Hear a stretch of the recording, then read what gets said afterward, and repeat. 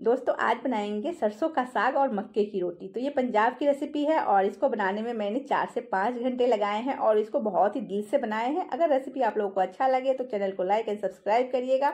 और अगर आप लोग पंजाब से हैं तो ज़रूर बताइएगा कि मेरे रेसिपी में आप लोगों को क्या कमी दिखी, क्योंकि जो चीज़ें हम करते हैं वो तो हमें पता होता है, पर कमियों का पता हमें नहीं होता है, वो हमें आपसे पता चलता है। तो ये चीज़ें हमारे लिए बहुत इंपॉर्टेंट होता है। तो चलिए बिना देर किए हुए अपनी रेसिपी को स्टार्ट करती हूँ। सरसों का साग बनाने के लिए मैंने साग ले लिए। तो साग को सबसे पहले मैंने क्लीन कर लिया और उसके बाद उसको पानी में डिप करके रख दिए लगभग 5 मिनट के लिए। 5 मिनट बाद मैंने साग धो लिए और आप साग एंजॉय कीजिए। साग को देख के ही आपको खाने का मन कर जाएगा। ये साग इतना टेस्टी बनता है। और सबको 5 मिनट के लिए डिप कर लिए और उसके बाद साग को 2 से 3 बार पानी डाल डाल के उसको धो लेना है। और बाथू को आपको 1-2 बार एक्स्ट्रा धो लेना है। बाथू में थोड़ा सा मिट्टी ज़्यादा रहता है और पानी में डाल के उसको ऊपर से साग को निकालना है। और ऐसा नहीं कि पानी निकाल के फेंकना है, ऐसे नहीं, ऐसा आपको अलग से पानी को नीचे ऊपर से साग को उठा लेना है। इससे मिट्टी बिल्कुल भी नहीं रहता है, साग अच्छे से क्लीन हो जाता है। उसके बाद उसको ड्राई होने के लिए रख दीजिए और फिर उसको काट लीजिए, बारीक बारीक काट लीजिए। तो सरसों का साग बनाने के लिए आपको सरसों चाहिए 1 किलो और बाकी चीज़ें जो है वो 100 ग्राम ले सकते हैं। मेथी मैंने 50 ग्राम ही लिए हैं। और इस तरह से सबको आपको काट लेना है, बिल्कुल बारीक बारीक काट लेना है और प्रेशर कुकर में डाल देना है। तो मैं प्रेशर कुकर में ही बना रही हूँ जिससे कि काम हमारा बहुत ही आसान हो जाए। और इधर मैंने 3-4 हरी मिर्च ले लिए, 8-10 कलियाँ लहसुन और 1 इंच अदरक ले लिया है और थोड़ा सा रफली ही चॉप कर लिए, ना ही बहुत बड़ा बड़ा और ना ही बहुत छोटे बारीक काटे हैं। और प्रेशर कुकर में डाल देंगे ऊपर से और उसके बाद 2 कप पानी डाल दिए है, लगभग 300 ग्राम इतना पानी डाल देंगे।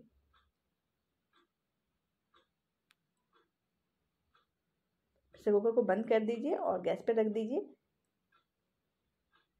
2 से 3 सीटी लगा लीजिए, कोई सीटी से कोई फर्क नहीं पड़ेगा। 2 लगा लीजिए, 3 लगा लीजिए या 4 लगा लीजिए। उसके बाद आपको गैस को बंद कर देना है। जब प्रेशर कुकर से आपका जो प्रेशर है निकल जाएगा उसके बाद आपको ढक्कन को खोल लेना है और इस तरह से गैस को फिर से ऑन कर लेना है। अब मथानी से आपको इस तरह से मथना है। तो हमारे यहाँ तो इसको दलघोटनी बोलते हैं, इसे दाल घोटा जाता था तो इसलिए इसको दलघोटनी बोलते हैं। इधर उसको भी घोटते रहिए, गैस को बिल्कुल कम करके रखना है। और टमाटर वगैरह भी काट लीजिए। तो मैंने 2 टमाटर लिए हैं बड़े साइज़ का। तो टमाटर मेरा बड़े साइज़ का है, नहीं तो आपको 3 टमाटर लेना है इतने साग के लिए। और इधर साग को भी आपको चलाते रहना है, बीच बीच में उसको छोड़ना बिल्कुल नहीं है। कम से कम हर 5 मिनट पे आके आपको 5-7 मिनट में आके इसको आपको इस तरह से घोटना है। तो घोटते रहना है और साइड में रख देना है और उसको ऊपर से ढक्कन रख देना है, खुला नहीं रखना है, नहीं तो पानी बहुत जल्दी सूख जाएगा। और इधर प्याज टमाटर सबको अच्छे से आपको चॉप कर लेना है चॉपर में, और मिक्सी में नहीं पीसना है, नहीं तो बहुत बारीक हो जाएगा। तो हल्का सा क्रंच हमें चाहिए। और इधर मैंने अदरक लहसुन हरी मिर्च सबको काट लिए हैं जैसे मुझे काटना है और सबको काट के, और इधर मैं साग को भी चला रही हूँ। तो लगभग 30 मिनट मेरा साग हो चुका है पकाते हुए। और उसके बाद मैंने एक पैन ले लिया और 3 चम्मच मक्के का आटा, बड़े चम्मच से 3 चम्मच, लगभग 150 ग्राम इतना मक्के का आटा होगा। तो मक्के का आटा इस चम्मच से मैंने 3 चम्मच ले लिए हैं, उनको रोस्ट कर लिए हैं खुशबू आने तक हल्का हल्का सा। और बिल्कुल भुनी भुनी जो खुशबू होती है मक्के में आने लगा। इस टिप्स को आप ज़रूर फॉलो करिएगा फ्रेंड्स। इससे जो आपका जो साग है ना उसमें आटे का कच्चा जो स्वाद होता है वो बिल्कुल भी नहीं आएगा और आपके साग का स्वाद जो है वो 10 गुना बढ़ जाएगा। तो आप इसको ज़रूर कर लीजिएगा। 1 मिनट लगता है साग को रोस्ट करने में।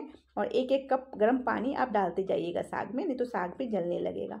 और इधर मैंने दूसरे पैन ले लिया, उसमें 3 चम्मच घी फिर से डाला मैंने बड़े चम्मच से।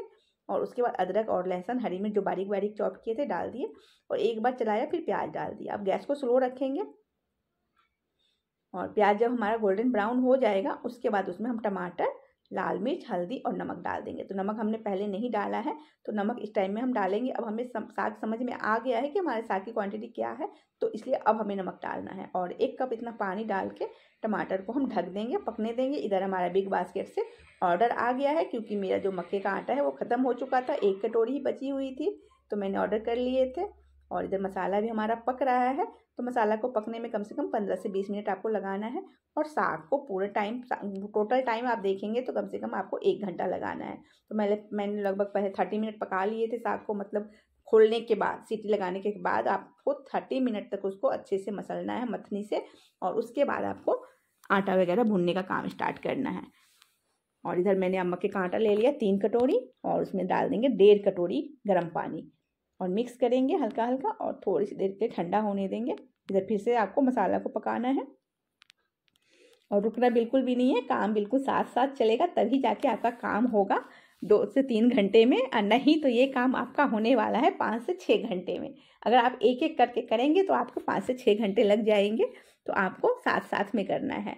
अब साग को भी डाल देंगे। साग हमारा पक चुका है 1 घंटा, और उसके बाद मैंने साग को डाल दिए अपने टमाटर वाले मसाला में, और टमाटर वाला मसाला अच्छे से पका लेना है तेल छोड़ने तक। उसके बाद प्रेशर कुकर में भी थोड़ा सा कप से पानी, गर्म पानी डाल दीजिए और उसको भी डाल दीजिए, क्योंकि इतनी मेहनत से हम साग बना रहे हैं तो बर्बाद तो बिल्कुल भी नहीं होने देंगे। और अब इसको हम 5 से 10 मिनट तक फिर से पकने देंगे। और आपको इस टाइम में पानी की ज़रूरत हो तो आप पानी ऐड कर सकते हैं, लेकिन आपको गर्म पानी ही ऐड करना है।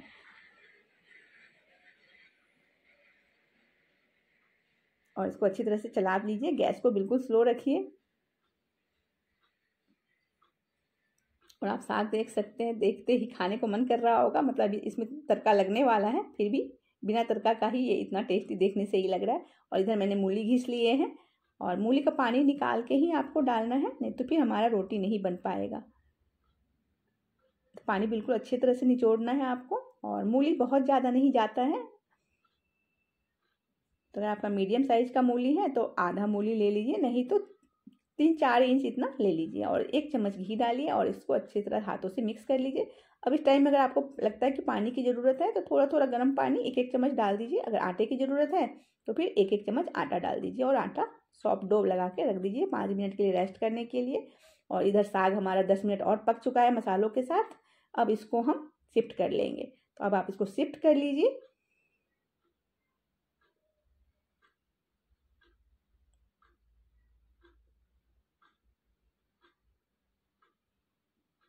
अब एक इस पर हेल्दी सा हम तड़का लगाएंगे। तड़का लगाने के लिए मैंने 4 चम्मच घी लिए, और मेरे हाथ आज रुक ही नहीं रहे थे, क्योंकि पंजाब की रेसिपी ट्राई कर रहे हैं तो फिर घी में बिल्कुल भी नहीं रुकना है। और 4 लाल मिर्च और हरी मिर्च और अदरक डाल के इसको अच्छे से पका लीजिए तड़का को, और फिर साग के ऊपर डाल दीजिए। इस अदरक को मैंने थोड़े से लंबे लंबे में काटे थे, और लहसुन को भी, और इसको डाल दीजिए, जो कि देखने में भी अच्छा लगेगा और खाने में भी अच्छा लगेगा। इस साग को बना के आप फ्रिज में भी स्टोर कर सकते हैं 3-4 दिन के लिए, और जब भी आपको खाना हो, जितना खाना हो उतना निकाल लीजिए और फिर तड़का लगा लीजिए इस तरह से, मिर्च और अदरक हरी मिर्च जो लगाया है लास्ट वाली, और इसको सर्व कीजिए। क्योंकि इसमें मेहनत बहुत ही लगता है तो लोग इसको बना के रख लेते थे और इन्जॉय करते थे जब तक ख़त्म ना हो जाए।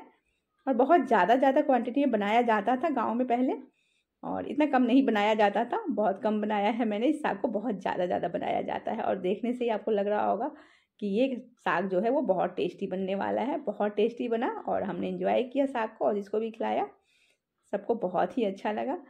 और रेसिपी बहुत अच्छी दी है मैंने आपको। अगर रेसिपी अच्छा लगे तो ज़रूर कमेंट करिएगा और बताइएगा कि आपको रेसिपी कैसी लगी। और साथ में मैंने 2 इंच बटर का टुकड़ा ही डाला है।